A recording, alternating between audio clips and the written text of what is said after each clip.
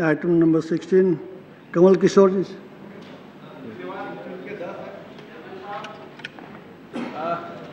मैं आज जो railway property unlawful acquisition amendment bill पर बोलने का आपने मुझे मौका दिया है, मैं बहुत बहुत आपको धन्यवाद देता हूं। और धन्यवाद देता हूं मैं रेल मंत्री जी को, जिन्होंने इस विधेयक को लाया है। लेकिन इससे पहले, इस पर कुछ बोलने से पहले मैं ये कहना चाहूँगा कि इससे पहले जब रेल मंत्री ममता दीदी जी थीं, तमाम प्रकार के उन्होंने प्रोजेक्ट रेलवे के लिए लाया है। और उन प्रोजेक्टों को अगर देखा जाए और उन्हीं पर अगर हम लोग चर्चा करें तो शायद उससे बेहतर कोई काम इस देश में रेलवे की ज़मीनों पर नहीं हुआ। जैसे कि उन्होंने ये कहा था अपने भाषण में कि रेलवे की जितनी खाली ज़मीनें हैं जहां हॉस्पिटल लगाए जा सकते हैं, उनको किसी को दे करके पीपीपी में तमाम प्रकार के बिजनेस शुरू किए जा सकते हैं। उन ज़मीनों का अगर सचमुच सही इस्तेमाल हो, या तभी इस्तेमाल हो सकता है जब इनका रेलवे का संपर्क आपके स्वास्थ्य मंत्रालय से होगा सीधे सीधे, और वित्त मंत्रालय से होगा। क्योंकि इतना आसान काम वो नहीं है, कहना तो आसान है लेकिन उसको करने के लिए बहुत बड़ा एफर्ट्स करना पड़ेगा। मैं मंत्री जी से आग्रह करूंगा कि इसी चीज को लेकर के, जहां रेलवे की जमीनें खाली हैं इस पूरे भारत के कोने कोने में, और सबसे ज्यादा अगर कहीं जमीनें खाली हैं तो रेलवे के पास है। और वो रेलवे की जमीनें बहुत अच्छी अच्छी जगहों में, बड़े बड़े अच्छे शहरों के पास हैं, जहां हॉस्पिटल खोले जा सकते हैं, स्कूल कॉलेज खोले जा सकते हैं, गेम खेल कूद के लिए वहां का स्टेडियम बनाया जा सकता है। मैं चाहूंगा, मेरा सबसे पहले यही आपसे आग्रह है कि रेल इस अमेंडमेंट के पहले इस पर पुनः विचार होना चाहिए, और इस पर हमको जोर देना चाहिए कि जितनी जमीनें भारत में रेल की खाली हैं वहां पर विद्यालय, हॉस्पिटल, स्टेडियम, तमाम अर्ध इंडस्ट्री लगा सकते हैं। उसे लेकर के वित्त मंत्रालय, और हम तो ये भी कहेंगे कि जो बड़ी बड़ी जमीनें खाली हैं उन खाली जमीनों पर अगर उद्योग धंधे खुलवाया जा सकता है तो इससे बड़ी चीज कोई भारत के लिए होगी नहीं। सबसे बड़ा फायदा अगर इस देश में होता रहा है तो रेलवे से होता रहा है। और उन रेलवों को मैंने ये देखा हूं, मैं गोरखपुर का एक एग्जाम्पल देता हूं। वैसे मैं सांसद बहराइच हूं, मैं बहराइच का सांसद हूं, जो बिल्कुल नेपाल के बॉर्डर से लगा हुआ इलाका है। वहां पर भी जमीन एक नानपारा की जमीन है। नानपारा में इतनी जमीनें हैं कि उस जमीन पर अगर एक हॉस्पिटल लगाया जाए तो वहां नेपाल के रहने वाले लोग भी अच्छे हॉस्पिटल खुलने के बाद वहां दवा कराने के लिए आएंगे, और इससे नुकसान नहीं होगा, बहुत बड़ा वित्तीय फायदा होगा।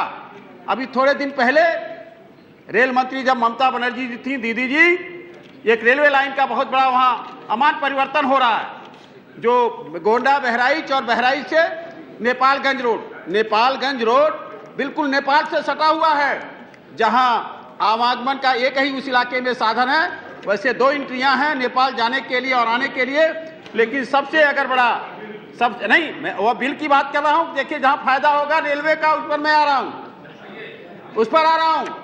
यह देश कितना नुकसान कर रहा है अपना, इस पर मैं आ रहा हूं। तो सबसे पहले रेलवे को चाहिए कि खाली जमीनों को पर हॉस्पिटल खोले, लेकिन वो जमीनें खाली है, उस पर अवैध कब्जा हुआ है, इसको कौन बचाएगा? इसको बचाने के लिए जो आरपीएफ की हमारी फोर्सें हैं, ये पूरा सफिशिएंट नहीं है, because this railway is very broad organisation. इसके लिए रेलवे में तमाम भर्तियां आपको करनी पड़ेंगी।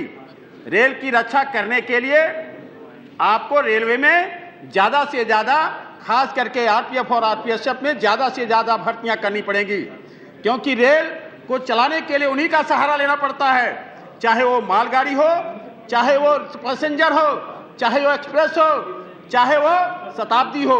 किसी प्रकार की रेलवे हैं, जब तक ये सिक्योरिटी के जवान, सिक्योरिटी के ऑफिसर उस पर चढ़ते नहीं हैं, तब तक वो गाड़ी आगे नहीं बढ़ती है। और कभी कभी ऐसा होता है कि ये गाड़ियां जा करके किसी जंगल में रुक जाती हैं, कभी ऐसे इलाके में रुक जाती हैं जहां पैसेंजर बिल्कुल घबराए से रहते हैं, वहां इनकी बहुत बड़ा जरूरत पड़ता है। चूंकि मैं फोर्स का एक अफसर रहा हूं, I know each and every stages, I have seen each and every situations at that time. So this is very important पहले सबसे पहले किसी चीज को चलाने के लिए, किसी चीज को बनाने के लिए हमको उसको सुरक्षा की जरूरत पड़ती है कि इसकी सुरक्षा कैसे करेंगे। और ये हमारे वहाँ अभी इस देश में काम पहले कर दिया जाता है और रक्षा की सुरक्षा की बात बाद में की जाती है। इससे इस देश का सबसे बड़ा क्षति हो रहा है। पहले हमें सोच रहा है कि अगर हम अगला कदम उठा रहे हैं, क्या कदम हम सही उठा रहे हैं कि नहीं उठा रहे हैं, तो रेलवे में सिक्योरिटी की व्यवस्था पहले हो और जितनी जमीनें रेलवे की खाली पड़ी हैं, इन जमीनों को तत्काल रेलवे को उसका सही सदुपयोग कराना चाहिए। और एक चीज और बता रहा हूं मैं, आपके जितने आपके जोन बटे हुए हैं, इन जोन में जो समितियां बनी हुई है, इन जोन की समितियां जो लोक समितियां बनी हुई हैं, इनकी कार्य योजना बहुत बेहतरीन है, बहुत अच्छी है। इनको जिम्मेदारी दीजिए कि कम से कम जो भी भूमि खाली पड़ी हुई है उस पर अवैध कब्जे हैं, उन कब्जों को हटाया जाए। अब कब्जा हटेगा कैसे? सहारा किसका लेना पड़ेगा? फिर शायद वही होता है कि फोर्स का सहारा लेना पड़ता है। आपके पास you don't have sufficient forces here in the railway. That is very important. Rail मंत्री जी से मैं आपके माध्यम से आग्रह करूंगा कि आपको इस पर ध्यान देने की जरूरत है। तीसरा एक मैं और बात कहना चाहूंगा कि रेलवे का जो ऑर्गेनाइजेशन है, इसकी जो फोर्सेस है, it not less than you can say in army. Army का जितना बड़ा रोल होता है, but this is internal security. Army looks after the outer security. वो बाहर का देखते हैं। और ये इनकी सबसे बड़ी पुलिस फोर्सेस की जो जिम्मेदारी होती है, चाहे कोई भी सीपीओ ऑर्गेनाइजेशंस को लीजिए, उनकी बहुत बड़ी जिम्मेदारी होती है अदर देन द जो बाहर के सिक्योरिटी को देखने वाले। क्योंकि इंटरनल सिक्योरिटी जब डिस्टर्ब हो जाती है तो आउटर जो भी सिक्योरिटी वो काम नहीं आती है।